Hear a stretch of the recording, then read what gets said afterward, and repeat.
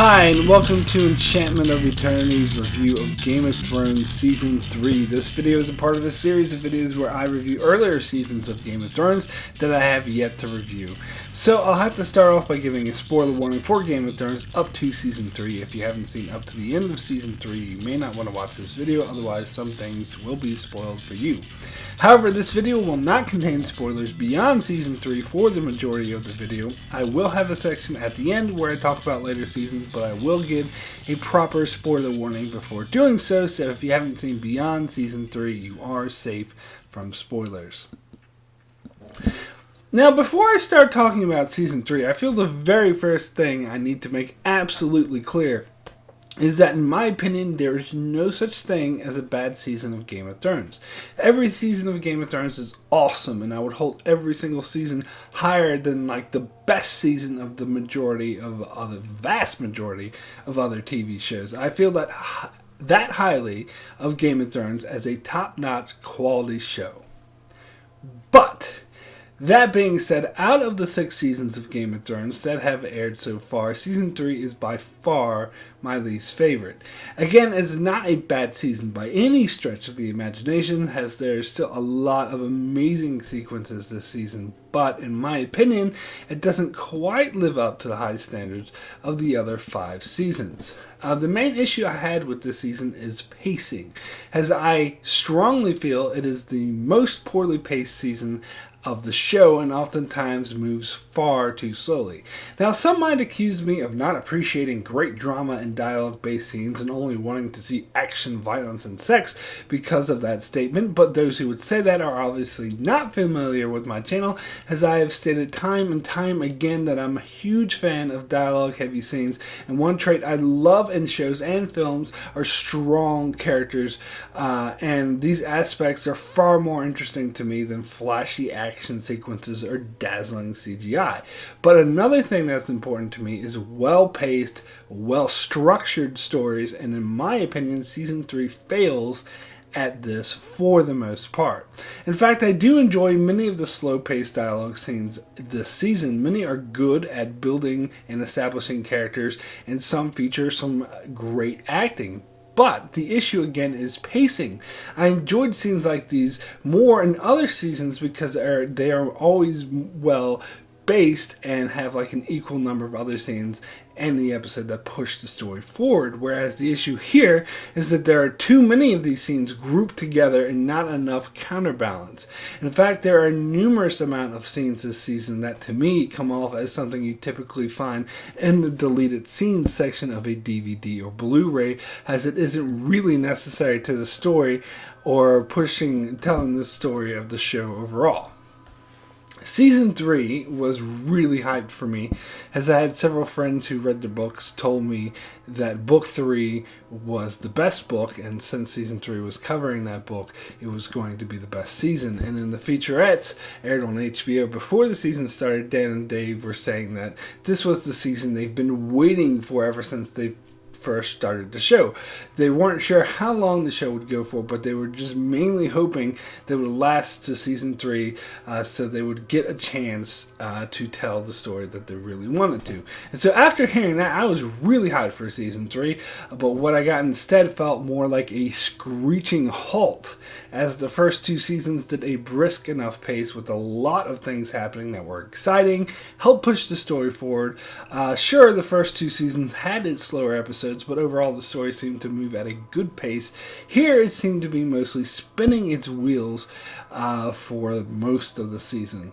Of course, there are 3 big exceptions to this: the Red Wedding, Daenerys gaining an army of Unsullied, and Jaime losing his hand. The first 2 were quite exciting and worth watching this season for alone, and I suppose Jaime losing his hand was also pretty interesting. However, not much else really happened this season. I felt like Dan and Dave were talking about how they couldn't wait to do the season. I feel they were referring specifically to the Red Wedding, which I actually had mixed feelings about, which I'll get more into later on.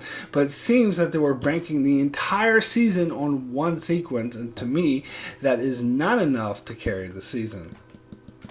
And I feel the reason why pacing was so off was because they chose to take the third book, A Storm of Swords, and spread it over 2 seasons. And the main point is that they wanted the Red Wedding to happen towards the end of the season, and this screwed up a lot of the pacing, as they had to add in tons of filler to pace it so the Red Wedding happened right when they wanted to, episode 9. So this also affected season 4 a little bit, as the Arya and Daenerys' storylines were spinning their wheels in season 4 because their book 3 storylines were mostly in that season. I feel in retrospect what they should have done is covered book 3 in one extended season. As I agree, one 10-episode season wouldn't have been enough to cover that massively large book, but I think 2 seasons was too much. I feel they could have fit all the story of book 3 and all the story of that was covered in season 3 and 5 episodes if they cut out all of the filler. And season 4 could have been reduced to 8 episodes. So they could have had a Breaking Bad style season and aired the first 5 or 6 episodes that covered season 3, and then several months breaks, and then aired the next 8 that were covered in season 4. But I suppose that wasn't practical at the time this aired, as although Game of Thrones was popular, it wasn't the unstoppable phenomenon that it is now, and that has carte blanche to do anything it can with HBO, such as changing the number of episodes per season. So enough of the preamble. Let me examine the season more closely by looking at each episode of the season, starting with the first episode, Valar Dohaeris. So we get another cold open as it begins right where season 2 left off, with Sam being hunted by the White Walkers, however in a short scene where all the fighting takes place off screen. So in other words, this was a highly anticlimactic scene that failed to live up to the promise of the season 2 finale, as the battle is glossed over and takes place entirely off screen, and instead we get a line with Mormont saying they have to get back to tell everyone about the White Walkers, or come winter everyone they know will be dead. Seems like high stakes, except I wasn't really feeling the high stakes because the entire scene was tell, not show, and I was being told these stakes that they were high without actually seeing it for myself, so it was a bit of a failure. More interesting was seeing the aftermath of the Battle of Blackwater, where Tyrion talks to Cersei, as he's totally convinced she tried to have him killed, but she's more concerned about Tyrion what he might say to her father. We get a few interesting scenes in that scene, a few interesting lines, such as Cersei telling Tyrion he's not as clever as he thinks he is, and his response is to say, that still makes me more clever than you. Also, the amazing scene where Bronn nearly comes to blows with Meryn Trant, as Bronn refers to him as Sir Who's It of Who Cares. Love that line. And then later the scene where Tywin berates Tyrion when he dares ask for Castle Rock was a powerful scene, as it sets up the kind of dynamic Tywin and Tyrion have. We also see what becomes of Davos, that he survived, but he pisses his life away by trying to kill Melisandre, which only gets him arrested because Stannis has gone a bit mad, letting her run everything and burn anyone alive who disagrees with her. And we meet Mance Rayder for the first time as Jon Snow convinces him he's defected to the Wildlings, and the way he did this was interesting, as there's a bit of truth to what he's saying here, as he was disturbed by the fact that Lord Commander Mormont knew that Craster was sacrificing babies to the White Walkers and did nothing about it. And of course we also meet Tormund Giantsbane, who is definitely an interesting fellow, and it's clear these two will become important characters. Meanwhile, Robb Stark arrives at Harrenhal to take on the Mountain's forces, but finds that the Mountain had already abandoned the castle, but not before killing all the prisoners he had. So it was quite a good thing that Arya escaped when she did. And I'll be honest, when I first saw this episode, I totally didn't get what was going on. Not having read the books or being entirely familiar with the geography of Westeros, I didn't recognize it as the same place that Arya was in season 2, nor did I get that there were a bunch of dead people there. So I didn't think this was done very well or made very clear in the show. And of course we meet Qyburn in this episode for the first time, as he was one of the prisoners left for dead, but managed to survive and later would become Roose Bolton's non-maester. And then we get some truly boring scenes with the Tyrells and the Lannisters getting to know each other in King's Landing. In particular was the scene where Joffrey and Margaery are being carried in crates through the streets of King's Landing, and Margaery leaves and talks to a bunch of orphaned children. This scene in particular is what I was referring to when I was talking about scenes that seemed like they belonged more in the deleted scenes section of a DVD than in the actual episode. And we see Daenerys arrive in Astapor to purchase a slave army from a slaver who's a huge asshole to her, and her life is saved by Barristan Selmy, and it was a great introductory scene to him. So my rating for Valar Dohaeris out of 10 is a 7, very good. A lot of interesting setup scenes, setting up Jon Snow's storyline, Daenerys' storyline, Robb Stark's storyline, and Tyrion's, with some great Tyrion lines, but also a lot of pointless scenes. An anticlimactic opener with the White Walkers was a bit disappointing. So next episode is Dark Wings, Dark Words, where we're introduced to several storylines that episode 1 didn't cover, such as Bran, Rickon, Osha, and Hodor traveling north to Castle Black after the confusing, nonsensical destruction of Winterfell, and to add to the confusion, they just happen across Mira and Jojen Reed for some reason. Apparently, Jojen was looking for him in his dreams, and his sister Mira looks after him. Although I hate saying this phrase, this was handled much better in the books, as they had actually met at Winterfell, and Mira and Jojen escaped with them, whereas here it gives Jojen and Mira a more mystical feel to them. Some might say that works better, but I disagree, as I think it just makes their appearance sudden and jarring and a bit hard to swallow or get used to. We also catch up with Jaime and Brienne on the road. These scenes were interesting enough, and in truth were probably the highlight of this episode, as Jaime was quite witty as he was just berating Brienne, and it was quite interesting when he pushed Brienne to the limit by mocking her for being in love with Renly, who was gay. But then, when pushed, he sincerely says that we can't choose who we love, which was actually quite a nice Jaime moment. And then there was a pretty exciting ending with Jaime trying to escape and fighting Brienne on the bridge, which just leads to them getting caught by the Bolton soldiers. We also catch up with Arya, Gendry, and Hot Pie as they run into the Brotherhood without banners, and this was quite an effective introduction to them as well. Plus, it's interesting the scenes how it begins with Gendry hounding Arya for not using the 3 kills granted to her by Jaqen H'ghar more effectively, which is something that many fans had been complaining about over the season, so he was being kind of a surrogate for the fan base. But as I mentioned before, I feel that the show actually handled gave pretty reasonable excuses for why she misused her kills. And then the episode ends with Thoros of Myr willing to let Arya go, but then that is until they capture the Hound, who identifies her as Arya Stark of Winterfell. And we also get more scenes with Robb Stark as they go to Riverrun for Catelyn's father's funeral, leaving Roose Bolton in command of Harrenhal. And we also get more scenes of Cersei just trusting the Tyrells and Margaery learning how to manipulate Joffrey. We also meet the Queen of Thorns, Lady Olenna, as she assesses Sansa Stark. Now, all these scenes were somewhat interesting and added character to the overall story, but they all dragged for a bit too long.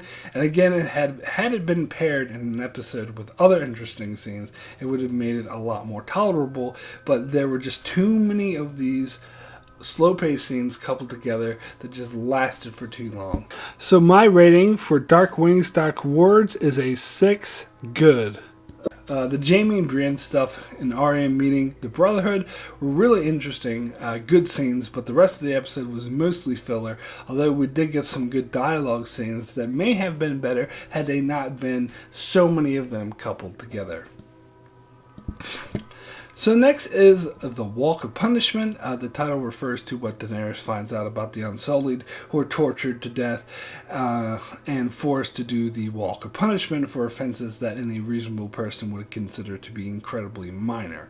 It could also refer to the ride Jaime and Brienne go through after being caught by the Bolton soldiers, perhaps Theon's failed escape attempt. Now, here's another storyline we're reintroduced to in the previous episode, seeing Theon Theon be tortured. In this episode, we're introduced to Ramsay Snow, but not by name. That wouldn't come until the season finale. But here we get Theon attempting to escape, and I can't say I was overly interested in this storyline. The highlight of this episode to me is probably Daenerys, as she learns about Barristan Selmy as he joins her new band of outcasts, and she takes the bold move of offering Master Kraснess a dragon for all 8,000 Unsullied, and she gets Missandei in the bargain. And her and Daenerys have a great conversation, as when Missandei says Vala Morghulis, which means all men must die, Daenerys responds by saying yes, but we are not men. Some really great scenes. We also meet Edmure and the Blackfish Tully when Robb and his band arrive at Riverrun, and I must say this was another clunky introduction. These characters should have been introduced a lot earlier, as they were in the books, and they're introduced at Hulster Tully's funeral, another character I don't know or care about. However, I do think the following scenes do a good job of establishing the kind of putz that Edmure is and the type of man that the Blackfish is and the direness of Robb's situation. And in this episode, we get the scene where Tywin introduces the small council to a new long table in which all the various advisors all trouble themselves to try to be the one to sit closest to Tywin, and Cersei takes her chair and moves it so it's right next to Tywin. And so Tyrion very loudly moves his chair to the opposite end of the table, where he's sitting furthest away from Tywin, but at the other head of the table. A very symbolic scene, as it subtly depicts how petty the small council is and how Tyrion is kind of above them all. And I must admit to laughing my ass off when Tyrion was squeaking the chair across the room. But to me, it is also very symbolic of season 3 overall, as this scene goes on for far too long. It is too slow and it drags. So it's the reason why I chose to focus on the scene on my mesh-up video that I did as Game of Thrones Season 3 in short, as to me it perfectly depicts how slow moving and dragged out Season 3 was. And later on in this episode we get an incredibly unnecessary scene where Littlefinger tutors Tyrion on how to become Master of Coin, and then Tyrion gives Podrick the gift of 3 prostitutes that enjoyed him so much they gave him his time for free. This was a cute little scene that was kind of enjoyable, but it was also completely unnecessary to the plot of the story, and again felt like something that belonged on a deleted scenes features, or at the very least deserved to be in an episode that actually had a lot of other things happening. We also see Mance Rayder send Tormund and a group including Jon on a mission over the wall, which was interesting enough. This is where Mance said his line about when he's ready, I'll light the biggest fire the North has ever seen, which I remember seeing in the commercials over and over again so much I had that line stuck in my head for months. And he doesn't even light the bloody fire until season 4. And we also see Lord Commander Mormont and his group return to Craster's Keep, who's of course being a dick to them. When I first saw this episode, I was surprised to see Craster again, as most shows wouldn't have this good of continuity, but Game of Thrones isn't most shows. And of course the episode's crying achievement was Jaime Lannister getting his hand chopped off, which was quite a shocking and awesome scene indeed. I did quite like it because I absolutely loathed Jaime Lannister at this point in the show, but it was interesting that just when the show made me like him a little bit because he stuck up for Brienne and prevented her from being raped, just when he does something good, that's when he gets his hand cut off. That is Game of Thrones for you, and I love it. But one thing I loved that many others complained about was the ending credits where they play a punk rock version of The Bear and the Maiden Fair. Many complained about the use of contemporary music in a medieval themed show like Game of Thrones, but I thought it worked absolutely perfectly, as it punctuated Jaime's losing his hand quite nicely, as it cut straight from Jaime screaming to his upbeat drinking song done in punk rock style. And I love when music is used like this in contrasting ways that totally changes the feel of the song and punctuate how awful the scene is with something cheerful. I don't care what anyone else says, I loved it. So my rating for the Walk of Punishment out of 10 is a 7, very good. Again, a lot of slow-paced or unnecessary scenes, but the Daenerys and Jaime material really carried this episode as they were both exciting, and I absolutely loved the ending with a great unconventional outside-the-box choice for credit music. So next up is And Now His Watch Has Ended. And to be honest, I considered this one of my all-time favorite Game of Thrones episodes for a while, but I don't think quite as fondly as it anymore, as I realized I was judging the episode based on just one or two scenes and not really as a whole. But I still do think very highly of this episode. It begins in a good way with the excellent follow-up to Jaime getting his hand cut off, where we see him being bullied and abused by Locke and his men, and this was done nicely, but has Jaime hater, I was actually laughing and cheering at these scenes, seeing this overly arrogant, pampered rich boy who cripples innocent children and kills his own cousin, finally being taken down a couple of pegs and getting the punishment he well and good deserves. And this, of course, is the episode where we get the mutiny at Craster's Keep. That was done wonderfully, as it foreshadowed nicely with Ras talking shit about Craster, showing the discontent amongst the Night's Watchmen, especially after one of them dies from minor injuries. And it was quite shocking to see Lord Commander Mormont stabbed in the back by one of his own men. That was the last thing I was expecting, and it was absolutely awesome seeing Sam step up and whisk Gilly away, and I was absolutely blown away by the cinematography and the music of the scene. It just, everything just made it really foreboding. I love the scene where Ras is screaming after Stan and the camera pans around. It was just so nicely done. However, the King's Landing storyline continues to chug slowly along at its snail's pace as we get more unnecessary scenes of Marjorie manipulating Joffrey and some scenes with Cersei and Olenna that would bear absolutely positively zero impact on the rest of the show. This is pretty much exactly what I was talking about when I said the whole season could have been condensed into 6 or 5 episodes, as all this Marjorie and Joffrey stuff that we got could have easily be condensed into 1 or 2 scenes. We did not need all of this. And this episode also gave us exactly what we needed, a follow-up conversation between Varys and Ros about how great a lover Podrick is. Oh boy, just what we need. More follow-up to an unnecessary scene that should have never existed in the first place. But I will admit I did quite like the scenes where Varys tells Tyrion the story of how he was cut by a sorcerer as a boy, and then reveals that he has that sorcerer trapped in a box. That was a really sinister scene that showcased just how scary Varys is, and of course would have implications down the line, so that added to the episode nicely, as was the scene where Varys and Lady Olenna met to plot how to best thwart Littlefinger's schemes. The interactions between the two of them was awesome to watch. We also find out that the boy who was helping Theon actually tricked him and returned him back to his torture chamber, but not before getting the information that Bran and Rickon are still alive. So that was interesting. And we also meet Beric Dondarrion in this episode as the Brotherhood bring the Hound to him, and Arya accuses him of killing the Butcher's Boy, so that was an interesting scene too. But of course the main thing that this episode that made it absolutely amazing was and it remains to my day one of my favorite scenes in the entire show was where Daenerys makes her deal with trading the dragon for the Unsullied.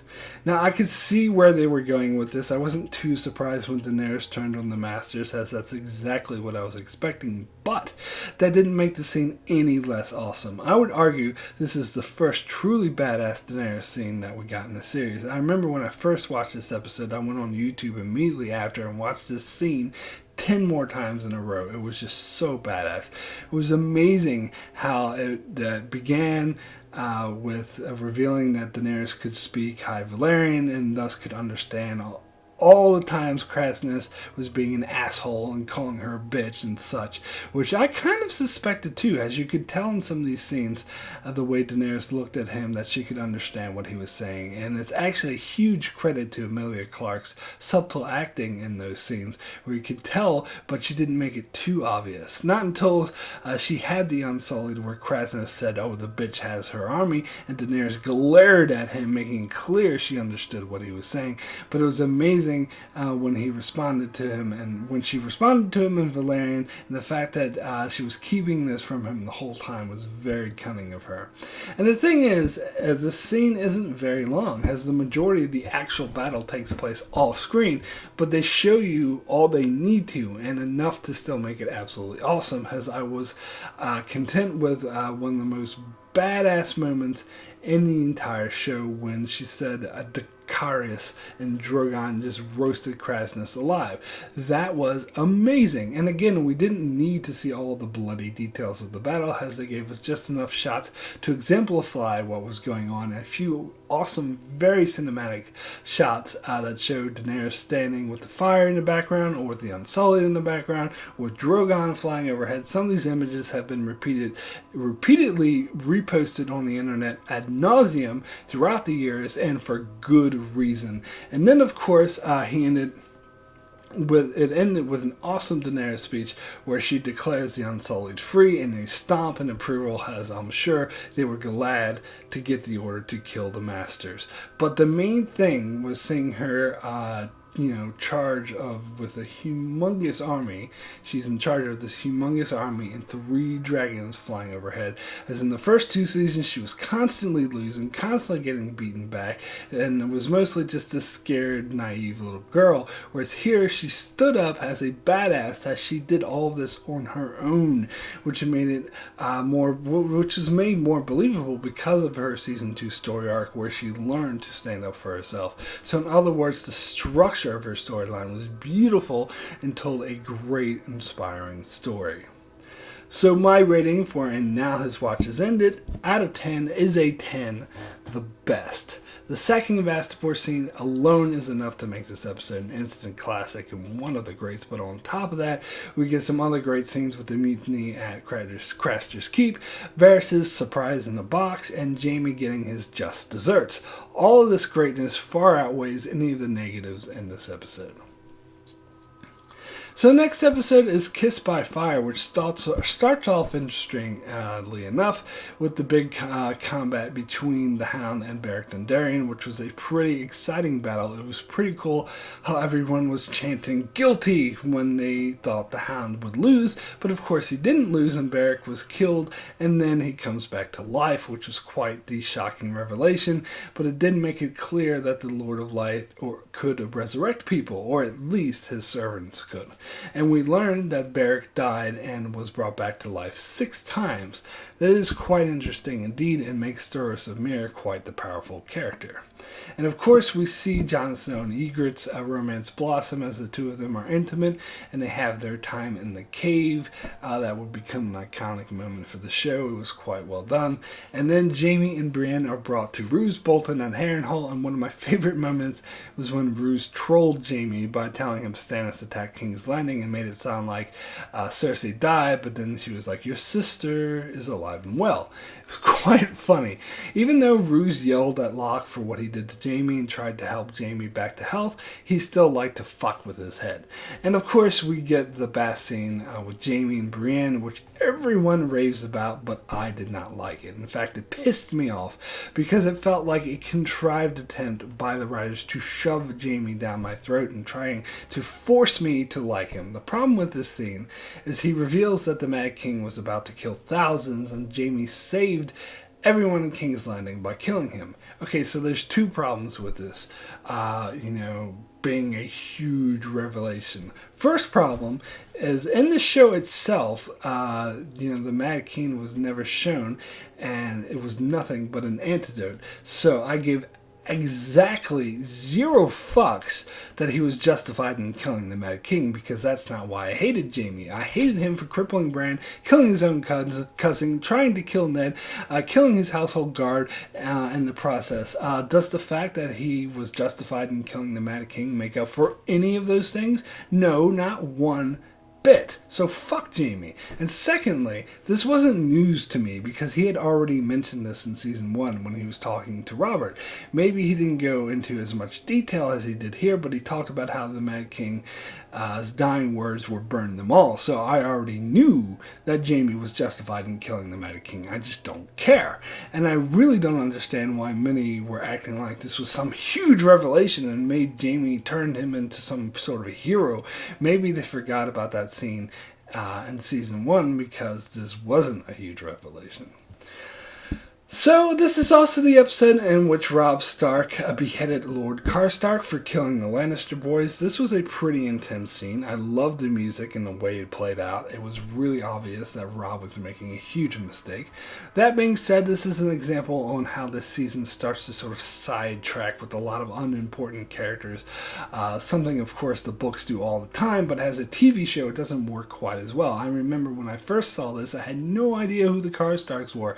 Some boy at school, film school, I was at film school at the time, this other student loved to be an asshole and spoil things for me, and he tried to spoil it. He was like, oh, Lord Karstark gets his head cut off in this episode. I'm like, who the hell is Lord Karstark?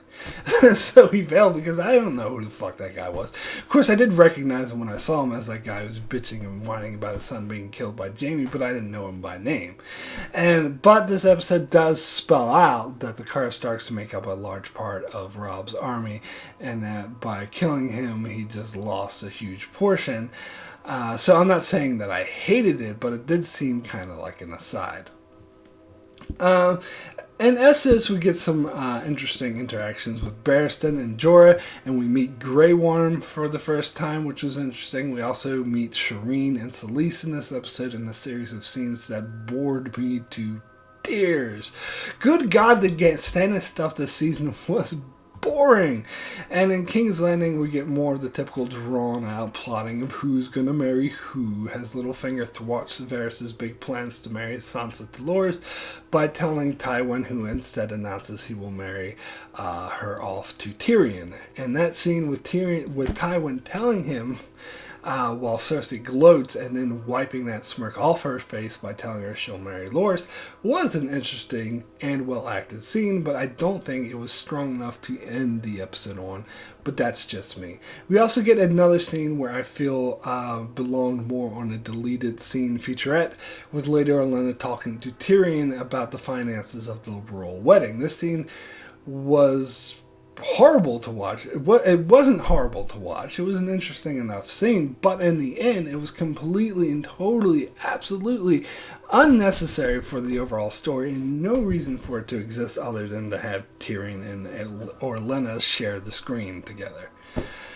So my rating for Kissed by Fire is a 5 average. The Hound versus Beric Dondarrion, with the revelation that Beric can be brought back to life, was very interesting, and seeing Jon Eager's romance blossom was well done, and Robb's beheading of Lord Karstark was chilling, but good God, the Stannis scenes were boring, and as usual, King's Landing dragged on far too long than it should have, and fuck you, show, I'm not going to like Jaime just because of your contrived attempts to force me to. So next episode was The Climb, where we get boring and pointless scenes with Sam and Gilly sitting by a fire. And I know the scene where Sam sings to Gilly was in the book as well, but let's be honest here, it was just as boring in the books as it was in the show. We also get boring scenes with Osha and Mira bitching at each other about who can skin a rabbit better, and boring and pointless scenes with Ramsay torturing Theon.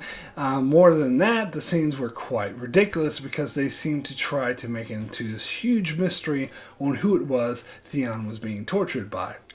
But the problem of that here was that those who didn't know who Theon was being held by had no idea who the Boltons are, and those who knew who the Boltons were already knew that they were the ones torturing Theon. So the whole mystery thing was pointless. I remember when this episode first came out, a lot of people were guessing who was holding Theon, and of course they didn't know who the Boltons were, and someone who had read the books had to explain that they had never heard of the people who were actually holding Theon. In addition, if you watch season 2, Robb's advisor, who apparently is Roose Bolton, told Robb that he was sending his bastard son to capture Theon. So what's the big fucking mystery? It's already explained in the show. Duh. Even when I first saw this episode, I knew that even if I didn't know who the Boltons were. Plus, in retrospect, how big of a fucking moron is Theon, where he can't figure out where in the north he's being held, while he's being tortured and flayed on a cross that it is the exact sigil of House Bolton. Instead, he guesses that, he's being tortured by the Glovers or the Umbers or the Karstarks, and he didn't even guess Bolton. Seriously, what kind of moron is he? The scenes in King's Landing weren't too bad in this episode, but they did still drag on a little bit as we got more blather about who's going to marry who. I did quite enjoy the scenes between Tywin and Lady Olenna, where Tywin strong-armed her into accepting the marriage between Loras and Cersei, even if it wasn't strictly speaking entirely necessary. And I actually wished a scene was longer, and that's when Tyrion goes to tell Sansa about their impending marriage. They cut the scene short just when he was about to tell her, and I was like, I actually really wanted to see that. And Littlefinger's whole chaos as a ladder speech was quite interesting, and particularly the way they made it into a voiceover montage, I thought it worked really well. And we find out Littlefinger gave Ros to Joffrey to kill. So I think this is an early example of the show reacting to the fan base, as Ros was quite important in the first 2 seasons. However, many complained about her and didn't like her, and although it did seem at the end of season 2 they were setting her up to be even more important, she didn't actually appear that much in season 3 and is promptly killed off. Don't get me wrong, I agree with their decision to kill her off, as I feel her story ran its course, but it did seem a bit sudden and out of place. And this is the episode where Melisandre storms into the Brotherhood Without Banners camp and takes Gendry away. This was pretty interesting, seeing Melisandre compare notes with another priest of the Lord of Light, one who appears to have a power that she doesn't, and seeing Arya pissed off at Melisandre, whom she added to her list after this. And Melisandre's prophecy about there being a darkness in Arya, a prophecy I feel will play out in some form or another in the future. And the highlight of this episode was by far Jon Snow's storyline, which really took off in this episode as they climb the wall, and he and Ygritte nearly died, but he saves her life, and the way that they bonded over this was really touching, as was the talk before the climb when Ygritte reveals that she is aware that Jon is still a spy for the Night's Watch, but she didn't care and insisted that they still need to look out for each other regardless, which seemed to be proven during the climb. And what was really nicely done was their kiss after they climbed the wall, and the two of them were looking over Westeros from the top of the wall. Was such a touching scene. So my rating for the climb is a 6. Good. Another episode with too many unnecessary scenes, but as Game of Thrones proved time and time again, it's never altogether bad, as we get some really interesting scenes with Arya and Melisandre, and that great chaos as a ladder speech, in addition to some touching scenes where we really see Jon and Ygritte's romance flourish. So next is the Bear and the Maiden Fair, and this is where I feel the Jon Snow and Ygritte relationship really hits its stride, as we get some really great interactions between them.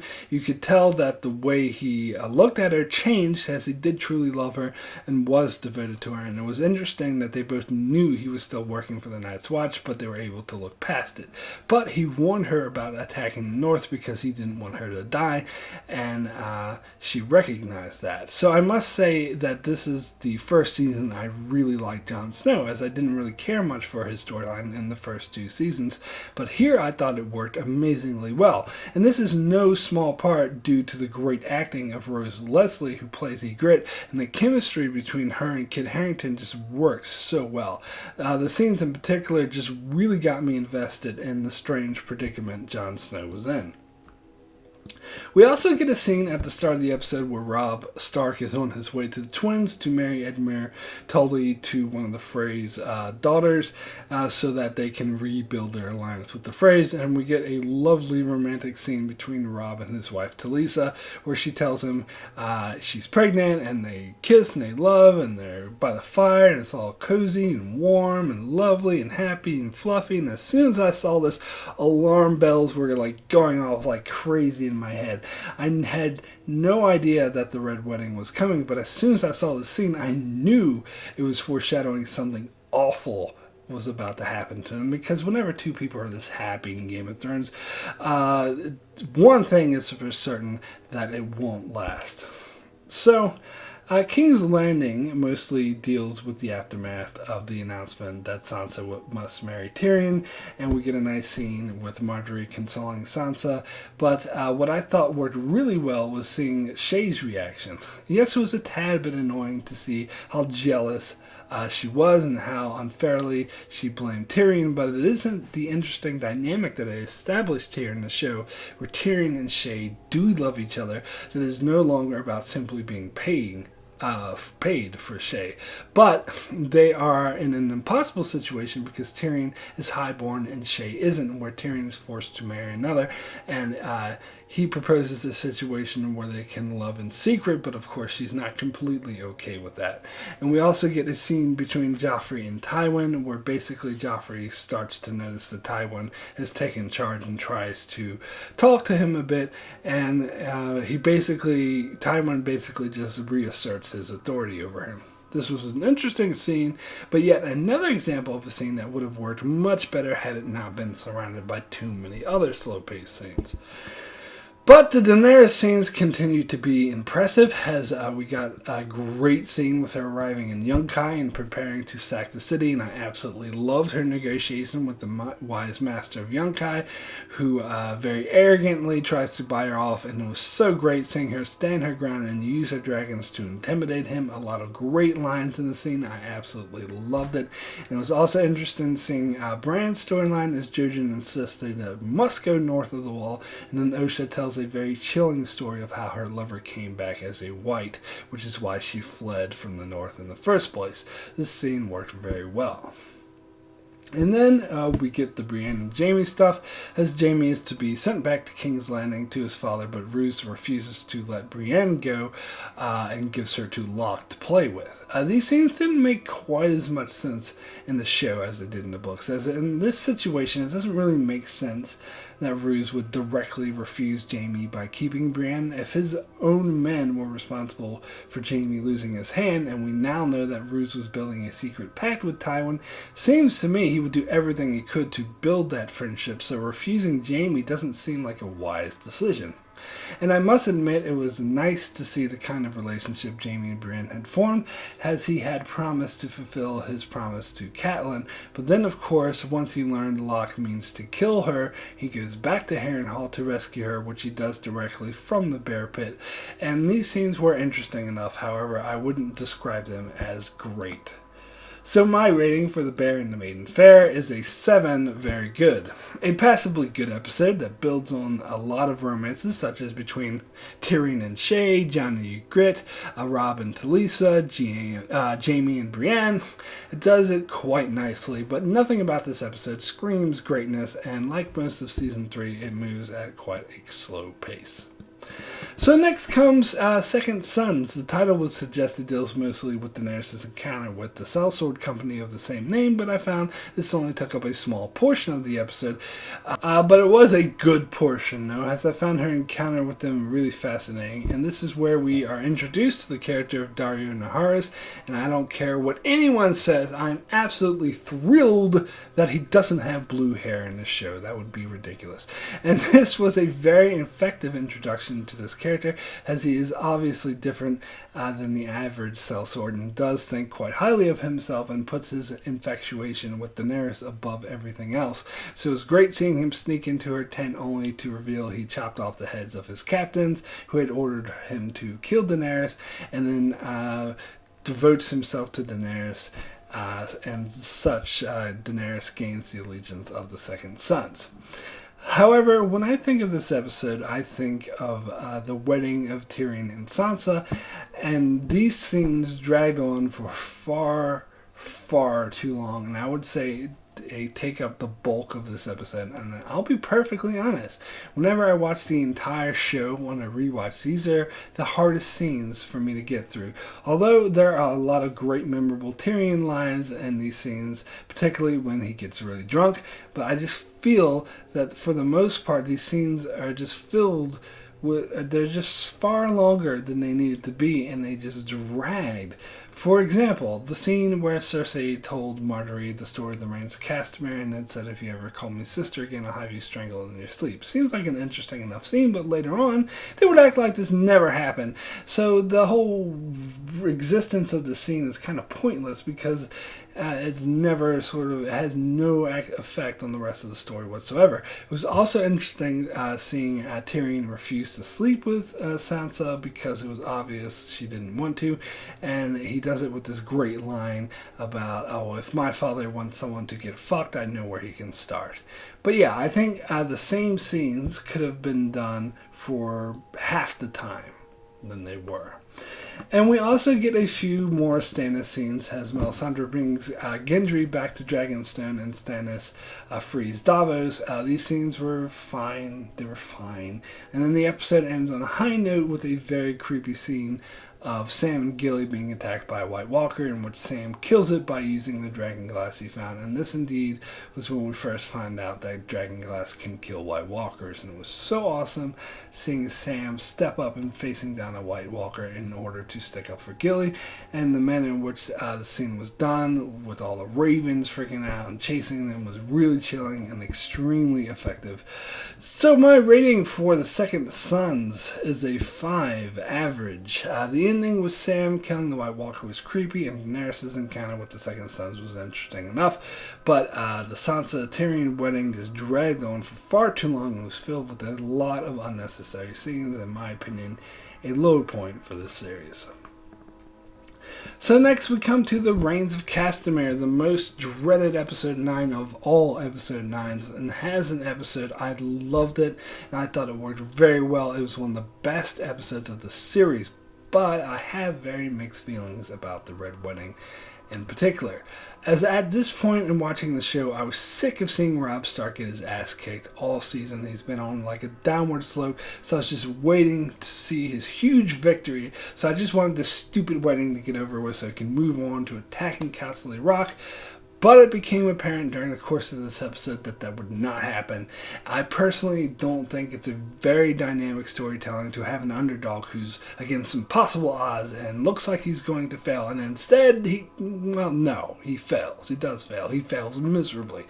So there are a lot of reaction videos to the Red Wedding with people freaking out. And if I made one with my initial reaction when I first saw this episode, it would show me having a string of angry curse words being yelled. I wasn't sad, I wasn't upset or shocked. I was pissed because I could see something horrible was coming, and I thought to myself, they can kill Catelyn, they can kill Talisa, but they cannot kill Robb. But they did, and that pissed me off. Knowing what I know now, I could see why it was necessary for the overall story, which was more complex and intricate than simply the underdog winning against impossible odds, which is why I now look back on this episode as a masterpiece. But at the time, I was just invested in Robb so much, this episode was just a huge letdown because the Lannisters win yet again, something that they've been doing since season 1, and I was actually getting a bit tired of it because in terms of narrative structure, it doesn't seem very dynamic. But don't get me wrong, as I said, knowing what I know now, I realized that this was a necessary step to tell the overall story of the season, which was amazing, but I disagree with the stance that Dan and Dave seem to have been taking with this season, that they basically centered and banked the entire season on the Red Wedding, and that I just don't think worked. The wedding itself, though, was perfectly structured, as Walder Frey at first comes off as some sort of comic relief, which is pulled off really effectively. There are a lot of funny moments with him, and it was very disarming. So when he leads over a massacre, it is really unexpected, and the whole way the scenes were shot and acted is nothing short of perfection. There's a reason the scene caused such an uproar and a ruckus on social media, as this was something unprecedented in television and was indeed a landmark event. Michelle Fairley gave an absolutely amazing performance, and the whole way these scenes were put together was just so effective with the music, and in the credit sequence, the lack of music. It was a masterpiece, and thus I would describe it as much more chilling than Ned Stark's death in Season 1, even though Ned was a more important character. The way this was executed was just so much more effective. And yes, even the foreshadowing with Robb and Talisa being all in love made it a bit obvious something was about to happen.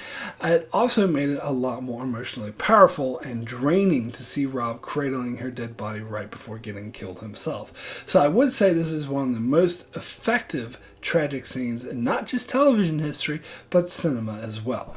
Of course, this episode wasn't just the Red Wedding, as it featured several other storylines that worked well. And it was interesting they chose not to show King's Landing in this episode. In fact, all the storylines of the episode, except for Daenerys' storyline, were centered around a Stark, which I thought was interesting to have a Stark-themed episode. And it was also really powerful, was Arya's storyline, as we've been waiting for several years to see Arya reunite with her family, and to see her so close to reaching that goal. You did feel a sort of fear that it wouldn't happen, and it didn't. But to have her so close to the carnage and witness some of it, such as Grey Wind dying after seeing her father executed, well, that's got to have an effect on a young girl like yourself. I mean, how much tragedy can one person take? And Jon Snow's story also comes to a head, where he's forced to choose between killing an innocent farmer or blowing his cover, and so instead he blows his cover, and the innocent farmer dies anyway, so in the end that was kind of a dumb decision. But he's forced to attack the wildlings, and we get another one of my all-time favorite badass lines in the show, where right before Jon kills Orell, he says, "You were right about me the whole time," and stabs him. I absolutely love that one-liner. And of course, Bran and Jon's storylines collide as he's nearby hiding in a tower when all this goes down, and he's able to warg into his direwolf in order to save Jon Snow, which only adds to the awesomeness of the scene. And we also see Bran warg into Hodor for the first time, which apparently is a huge deal, as previously no one has ever done that. So we learn that Bran is really special, and when Bran and Rickon part ways, as Bran sends Osha and Rickon to the last hearth to keep them safe, where he goes with Jojen and Mira north of the Wall on a quest to find the Three-Eyed Raven. And the Daenerys scenes were great too, as she devises a plan to sack Yunkai by using a stealth team with just Daario, Jorah, and Grey Worm, and the fact that the whole plan was centered around Daario's intel. It creates an undercurrent of whether or not he can be trusted or if he's just betraying them. But turns out he can be trusted, and seeing the three of them fight against Oz was really awesome as well. And we see Grey Worm has some sweet fighting moves that we get to see for the first time. So my rating for the Rains of Castamere is a 10, the best. An amazing episode where every storyline was just on point, from Arya's tragic near miss to Daenerys' gamble in trusting Daario, to Jon splintering from the wildlings, to Bran learning how powerful a warg he is, and all of this is topped off by a landmark of television history that rightfully made huge waves in pop culture overall, the Red Wedding, which was simply amazingly done and one of the most tragic scenes in television and cinematic history. So finally, we come to the season finale, Misa. The opening sequence of this episode is just as tragic as the previous episode, as we see the mayhem of the Red Wedding continue outside the castle as the Stark troops are butchered, and the Hound tries to take Arya safely away, and instead Arya sees Robb Stark's body that has been beheaded and Grey Wind's head sewn onto it. This was also really heartbreaking, and we later see the heartbreak Arya goes through, and we get a tinge of revenge when Arya overhears some Frey soldiers mocking Catelyn's death and bragging about being the ones who sewn Grey Wind's head onto Robb Stark's body, and Arya just goes up to them and promises to give them a coin if they share their food, and she accidentally drops it, and as soon as she does, as soon as the guy goes to pick it up, she just stabs the fuck out of him, and the Hound takes care of the rest of them. That was such an awesome scene. Arya is just so prickly, and I love how the Hound scolded her for not telling him first. Not necessarily for killing the men, but because he didn't care about that. So that was pretty awesome. In King's Landing, we get a glimpse of what Tyrion and Sansa's relationship could have been like as she was actually warming to him, which makes sense because of the kindness he's shown her. But, of course, as soon as she hears about what happened to her family, this sours her to Tyrion. And in a small council meeting, which was an awesome scene, it is indeed confirmed that the Red Wedding was Tywin's doing as he bribed Walder Frey and Roose Bolton to carry it out. And this little interaction between Tywin and Tyrion was amazing and the best we got all season, as Tyrion strikes good points against Tywin, who eventually confesses that he wanted to kill him as a baby but didn't do it in order to further the family name, and that right there describes their relationship pretty well. And of course we got a big Joffrey and Tywin showdown when Joffrey directly challenges him, and as a result is sent to bed and given drugs to force him to sleep, proving who's really in charge. And we get to see Bran and his team come cross paths with Sam and Gilly at the Night Fort, which is pretty awesome. Sam gives them some dragon glass to kill White Walkers, but can't convince Bran not to go north. Meanwhile, it's finally revealed that Ramsay is Roose's son. No fucking duh, but whatever. Here, I think Roose is implying that it was Ramsay who burned down Winterfell, as he said the Ironborn surrendered, but Ramsay has his own way. But whatever, I still say the whole thing was very mishandled. And of course we get the birth of the name of Reek for Theon, and we see Yara and Balon Greyjoy for the first time all season, as we're told, not shown, that apparently the Ironborn continue to attack the north and have seized some strongholds, and Balon isn't willing to give them up for Theon and leaves him for dead. I mean, seriously, what a colossal asshole. He shames Theon into betraying his closest friends, and when it backfires and he gets captured, he leaves him to be tortured and killed. Fuck Balon. But Yara is a bit more honorable, as she makes this huge pledge to take her best men on a rescue mission to the Dreadfort. A pretty exciting scene. And we get the conclusion to the Gendry storyline, as Davos bonds with Gendry and decides, well, fuck it, I'll just set him free. And when Stannis and Melisandre confront him, he's like, yeah, it was me. And good old Stannis then sentences him to death. But Davos saves his skin by showing him the letter from the Night's Watch about the White Walker threat, and thus Melisandre concludes that they will need Davos for the important battle to come. So this was interesting enough, and also we get very emotional, powerful scene where Ygritte comes across Jon Snow after he betrayed her, and he confesses his love for her, which hits home, but she just fills him full of arrows anyway. Such a great scene. And then the episode ends on a nice little scene where Daenerys talks to the slaves of Yunkai that she freed, who cheer her on and proclaim her mother. She then goes crowd surfing while the dragons fly overhead. This was a nice enough scene, but one of the weakest season enders, if you ask me, especially when you compare it to other season enders. So my rating for Misa is a 9. Excellent. A pretty good episode that deals with the aftermath of the Red Wedding nicely and sets up for the next season pretty well, where we see Daenerys at the height of her status as she's become more than a queen, she's become a savior. And Davos shows how honorable of a man he is, as he doesn't let Stannis get away with killing his own nephew. So overall, a pretty powerful episode, but falls slightly short of being great. So my rating for Season 3 as a whole is a 7 very good. Again, I stress that I would choose this season over the best season of the vast majority of other shows, as Game of Thrones in general has a high quality to it that most shows can't even touch. But as far as comparing it to other seasons of this great show, I think it falls very short, as this is the only season I did not give a rating of a 9 or 10 to, as Season 3 is just very poorly paced with a lot of dead weight, wheel spinning, and scenes that should have reached the cutting room floor during the script process. That being said, we still get some awesome scenes like the Red Wedding, which was executed amazingly well, Daenerys' sacking of Astapor, which is absolutely amazing, and some storylines that played out nicely, such as the Jon Snow Ygritte romance. So I repeat, there is no such thing as a bad season of Game of Thrones.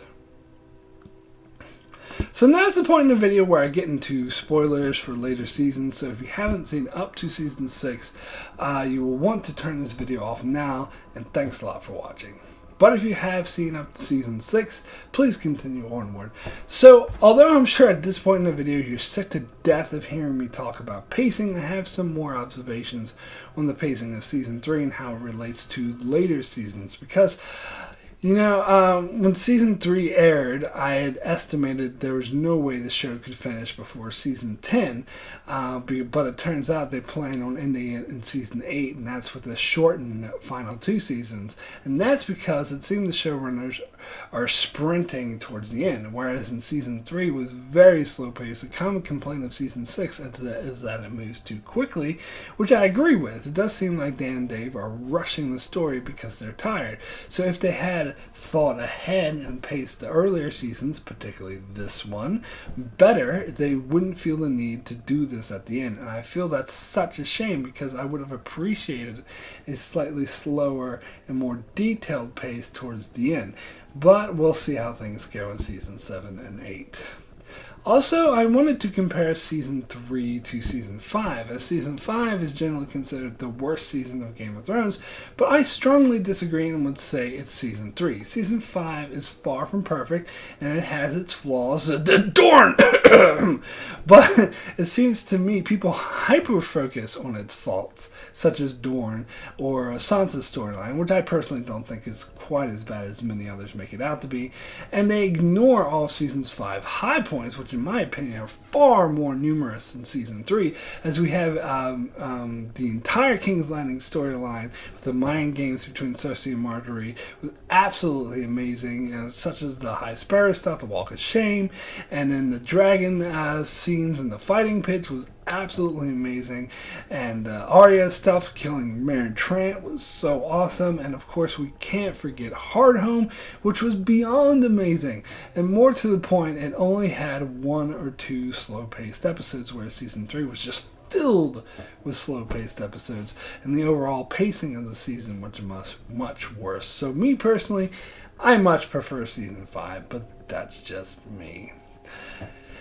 It is also interesting how long it took them to pay off Walder Frey getting his just desserts. In fact, it took so long, I don't think it was quite as effective as it would have been had they done it sooner, but I suppose there were other factors in play that were dependent on this. But at the end of Season 3, we get the story of the rat cook who Bran told that his sole purpose was to foreshadow that there are dire consequences for those who defy guest rights, such as Walder Frey did. So I was getting all psyched for Walder Frey's downfall, but I had to wait 3 years to get it. But it was satisfying that Arya was the one to enact this revenge, as she watched helpless as he committed the Red Wedding. I just hope that the House Frey gets totally wiped out, but that remains to be seen. What's also pretty interesting to note is I would say failure in later seasons to live up to the scene we got in the finale with Stannis getting the note from the White Night's Watch, and he pronounces that he needs to go up north to when Melisandre says, oh, the War of Five Kings mean nothing, the real threat is the White Walkers. So all of Season 4, they don't address this until the very end. They're just still sitting on their ass in Dragonstone doing nothing, and then they finally get up to the wall, and what do? They attack the wildlings, who have nothing to do with the White Walkers, and then they go south to attack the Boltons. What about the White Walkers? This was addressed in the books, and Stannis did do some things to strengthen the wall and prepare for the White Walker threat, but in the show, he just had one throwaway line to Sam. Oh, we'll go study more, learn more about the Walkers so we learn how to defeat them, and that's it. Come on!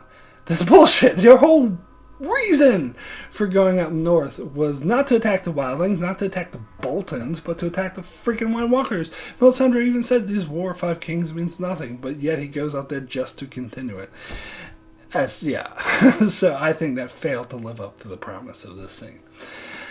And watching the Daenerys storyline this season got me even more worked up over how some people call Daenerys evil, where all season long the easy thing to do would have been for her to just go back to Westeros, just leave everything behind, forget about the whole thing, but instead she is so disgusted by the current state of affairs of slavery in Slaver's Bay, and at great risk to herself decides to set her own ambitions aside in order to end this horrific practice that has been the norm in this area for thousands of years. And of course that is no easy undertaking, and indeed it does take her another 2 years before she successfully pulls it off. So to call her evil after all of that self-sacrifice to end the horror of slavery and all the atrocities that came with it, well, I think it's a bit of an understatement to call it misguided, but we'll just go with misguided for now, to be polite. So also we get the scene this season where Melisandre tells Arya they will meet again. That has some believing it will happen this season. I'm not so sure, and I think it may end up just being an abandoned plot point. But it was interesting the way Melisandre spoke of a darkness in Arya and basically implied that she'll kill a lot of people. That, I think, was proper foreshadowing, which is why I believe Arya will go to a very dark place that she will never come back from. But we'll see. Also, getting a bit into Season 7 spoilers now, so if you don't want to hear any of that, you should turn the video off now. The finale is also the last time we see Gendry, which led to a lot of memes about how he has been rowing for 3 years. But thanks to leaked set photos, we now know he will be in Season 7 and involved in Jon Snow and Daenerys' storyline. There's a lot of speculation about this, and I'll get more into mine when I do my Season 7 prediction videos, but after watching Season 3, when Gendry first learned he's Robert's bastard and Melisandre goes on about the power in Kingsblood, I do think it's a strong possibility he may become Lord of the Stormlands. As a bastard of Robert Baratheon, I'm sure he has a stronger claim than anyone else, and as far as the show is concerned, all of Robert's other bastards are killed. Also, it's interesting to speculate on what would have happened had Melisandre actually sacrificed Gendry. Based on what happened with Shireen in Season 5, I think it's a strong possibility that nothing would have happened because Stannis isn't the prince who was promised. But arguably, if Davos had not interfered, then Stannis wouldn't have resorted to burning Shireen, so it's kind of his fault in a roundabout way of thinking. So that's it for my review of Game of Thrones Season 3, and this concludes my coverage of earlier seasons as I have individual episode reviews as well as full-length season reviews for Seasons 4, 5, and 6. So if you'd like to hear my thoughts on the later seasons, you can check out my Game of Thrones review playlist on my channel, and be sure to keep an eye out on my channel as next week I will begin my series of Season 7 prediction videos, as well as doing many more videos on shows like Star Trek, Humans, Vikings, The Walking Dead, and more, so be sure to subscribe so you can keep up with all of that. And thanks a lot for watching.